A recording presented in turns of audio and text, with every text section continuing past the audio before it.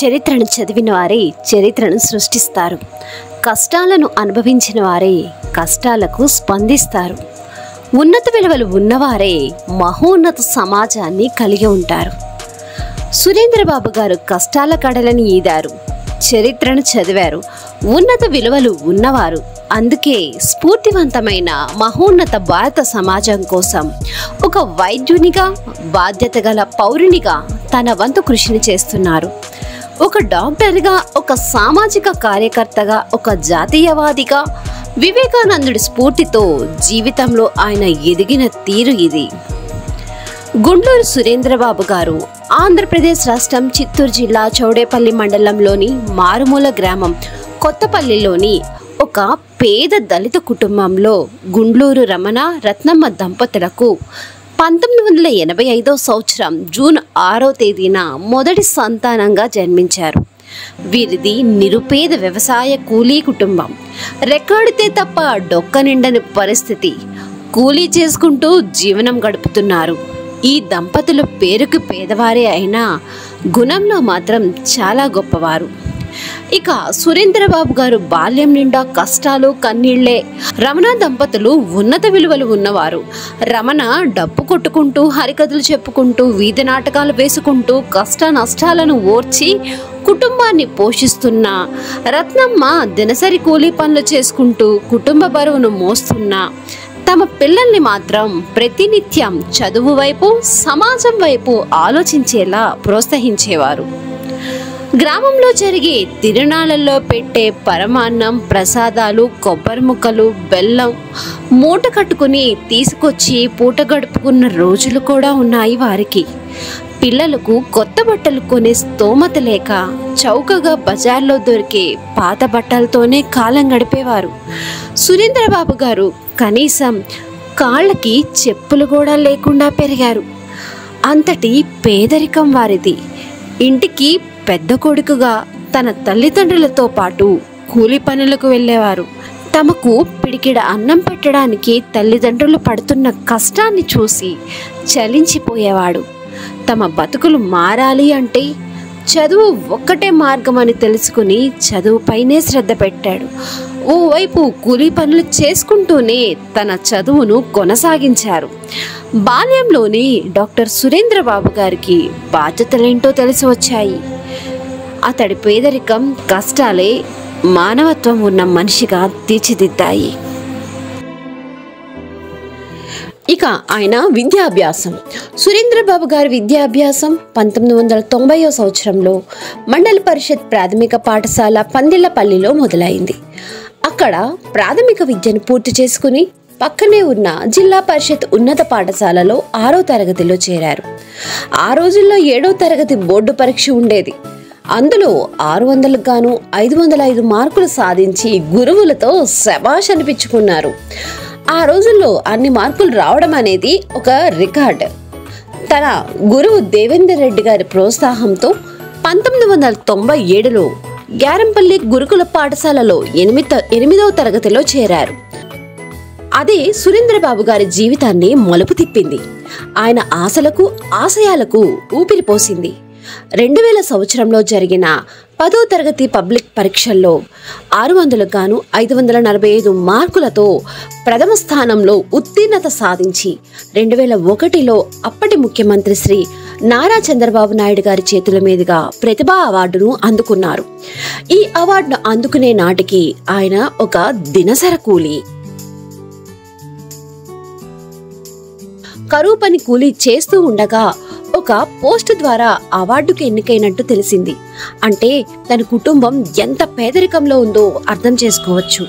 మట్టి తట్టను ఎత్తిన చేతులతోనే ఆనాడు ప్రతిభా అవార్డును అందుకుని చదువుకి పేదరికం అడ్డురాదని నిరూపించారు. చేతికి దొరికిన కూలీ చేసుకుంటూనే చిత్తూరు వివేకానంద జూనియర్ కళాశాలలో చేరి ఇంటర్ విద్యను 2001 నుంచి 2023 వరకు పూర్తి చేశారు. ఇంటర్మీడియట్లో 93.7% మార్కులతో ఉత్తీర్ణత సాధించారు.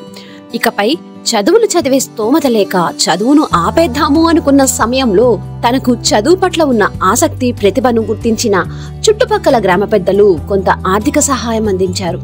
ఈ సహాయంతోనే ఎంసెట్ లాంగ్ టర్మ్ కోచింగ్ లో చేరి 2005 సంవత్సరంలో ఉస్మానియా వైద్య కళాశాలలో వైద్య విద్యలో ఫ్రీ సీట్ సాధించారు. 2006లో యుఎస్ఏ వారి నుంచి మెరిట్ స్టూడెంట్ స్కాలర్షిప్ అవార్డు పొంది ఆశయం నీ ఆయుధమైతే విజయం నీ బానిస అవుతుందని నిరూపించారు. ఇక యువకుడిగా ఆయన సేవా స్ఫూర్తి పువ్వు పుట్టగానే పరిమళించినట్లు సురేంద్రబాబు గారి చిన్ననాటి నుంచే ఉన్నత ఆశయాలతో ఈ సమాజానికి ఏదో మేలు చేయాలన్న తపనతో పెరిగారు. అందుకే ఆయన వైద్య వృత్తిని ఎన్నుకున్నారు. బాల్యం నుండే స్వామి వివేకానంద జీవిత చరిత్రకు సంబంధించిన పుస్తకాలు చదవడం వల్ల యువకుడిగా అతనిలో ఆధ్యాత్మిక భావాలు మొదలయ్యాయి. హైదరాబాద్కు వెళ్లిన తర్వాత శ్రీ రామకృష్ణ మఠంతో విడదీయరాని అనుబంధం ఏర్పడింది. శ్రీ రామకృష్ణ పరమహంస శారదామాత మీద ఎనలేని భక్తిభావాలు పెరిగాయి.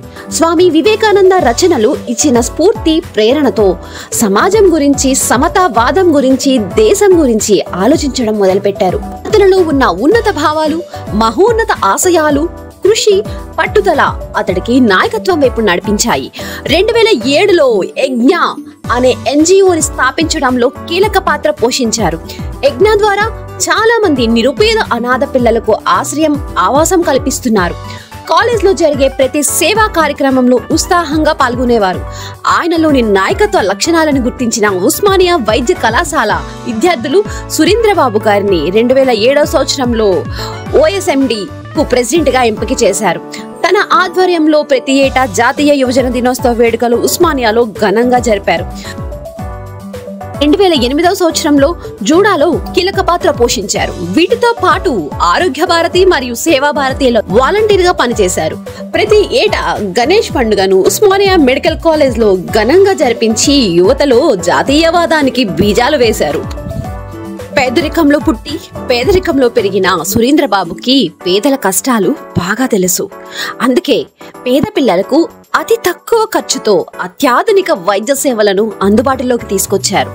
సిరిసిల్లలో 24 గంటల వైద్య సేవలు అందిస్తూ అందరికీ అందుబాటులో ఉంటూ పేద కుటుంబాలకు చెందిన చిన్న పిల్లలకు అతి తక్కువ ఖర్చుతో వైద్యం అందిస్తూ పేదల డాక్టర్ గా అందరి మన్ననలు పొందుతున్నారు. డాక్టర్ గానే కాకుండా ఒక పౌరుడిగా తన వంతు కర్తవ్యంగా ఈ సమాజానికి ఇంకేదైనా చెయ్యాలనే సంకల్పంతో విద్య, వైద్యం స్ఫూర్తి లక్ష్యంగా 2020 జనవరి నెలలో నరేన్ ఫౌండేషన్ పేరుతో ఒక ఎన్జిఓని స్థాపించారు. ఈ ఫౌండేషన్ ద్వారా ప్రతి సంవత్సరం స్వామి వివేకానంద జయంతి సందర్భంగా జనవరి 12న జాతీయ యువజన దినోత్సవ వేడుకలు జరుపుతూ ఎన్నో సామాజిక కార్యక్రమాలని నిర్వహిస్తూ యువతలో స్ఫూర్తిని నింపుతున్నారు. వైద్యం అందని గ్రామం ఉండకూడదన్న ఉన్నత ఆశయంతో గ్రామాల్లో ఉచిత మెగా వైద్య శిబిరాలు నిర్వహిస్తూ పేద ప్రజలకు అవసరమైన మందులు ఉచితంగా పంపిణీ చేస్తున్నారు. రోగులకు తగు వైద్య సలహాలు, సూచనలు ఇస్తూ అవసరమైతే కార్పొరేట్ స్థాయిలో వైద్యం అందించడానికి సహాయం చేస్తున్నారు. ప్రభుత్వ వైద్యశాలల్లోనే రోగులకు, పేదలకు పాలు, పండ్లతో పాటు ఉచితంగా దుప్పట్లు పంపిణీ చేసి తన ఔదార్యాన్ని చాటుకున్నారు. అంతేకాకుండా వైద్య సదుపాయాలు లేక జనం ఇబ్బంది పడుతున్న ప్రాంతాలను ఎంచుకుని దుబ్బాక ఊరిలో వివేకానంద పిల్లల హాస్పిటల్ మరియు అమృత జనరల్ హాస్పిటల్ ను స్థాపించారు. దేశ నిర్మాణం భవిష్యత్తు తరగతి గదుల్లోనే ఉందన్న సత్యాన్ని గుర్తించిన సురేంద్రబాబు గారు తన సేవా కార్యక్రమాలను విద్యార్థుల వైపు మళ్లించారు. పాఠశాలలు, కళాశాలలోని విద్యార్థులకు జీవితం పట్ల, చదువుల పట్ల అవగాహన తరగతులు నిర్వహిస్తూ నిపుణులతో సూచనలు, సలహాలు ఇప్పిస్తూ వారిలో ఆదర్శ విలువలకు పునాదులు వేస్తున్నారు.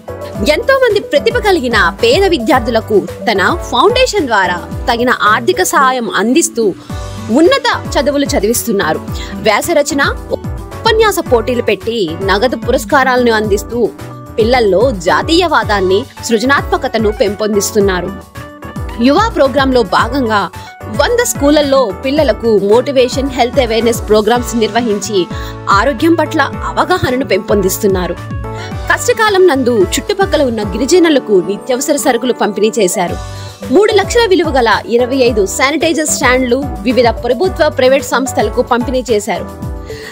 సమాజ స్థాపన కోసం స్వాతంత్ర సమర యోధులు కలుగున్న భారతదేశం కోసం యువతలో ప్రజల్లో దేశం పట్ల భక్తిని ప్రేమను పెంచే దిశగా వివేకానంద స్ఫూర్తి, భారత జాతికి నా హితవు లాంటి అనేక గొప్ప పుస్తకాలను ఉచితంగా అందించారు. మండేపల్లిలోని ప్రభుత్వ వృద్ధాశ్రమంలో పరిశుద్ధ త్రాగునీటిని అందించాలనే ఉద్దేశంతో ఆశ్రమానికి వాటర్ ప్యూరిఫైయర్ను మరియు కూలర్ని బహుకరించారు. జాతీయ భావాలు కలిగిన తన మిత్రులైన 500 మంది డాక్టర్లతో ఎన్డీఏ కమిటీని ఏర్పాటు చేసి 2 సార్లు సమావేశం జరిపించారు. మేక్ ఇన్ ఇండియాలో భాగంగా 2023 సంవత్సరంలో ఓజాస్ ఫార్మా స్టార్టప్ కంపెనీ మొదలుపెట్టారు. 2023 జాతీయ యువజన దినోత్సవం సందర్భంగా సిరిసిల్ల జిల్లా వ్యాప్తంగా సుమారు 1000 మంది ఇంటర్మీడియట్, డిగ్రీ మరియు వైద్య విద్యార్థుల చేత వివేకానంద జీవిత చరిత్ర పైన వ్యాసరచన మరియు వక్తృత్వ పోటీలు నిర్వహించి వారికి తగిన బహుమతులు అందజేశారు. డాక్టర్ జి సురేంద్రబాబు గారి జీవితం మన అందరికీ ఒక స్ఫూర్తి. కష్టపడితే, ప్రజల కోసం సేవ చేస్తే ఒక్కో అడుగు విజయానికి దారి తీయగలదని ఆయన చూపించారు.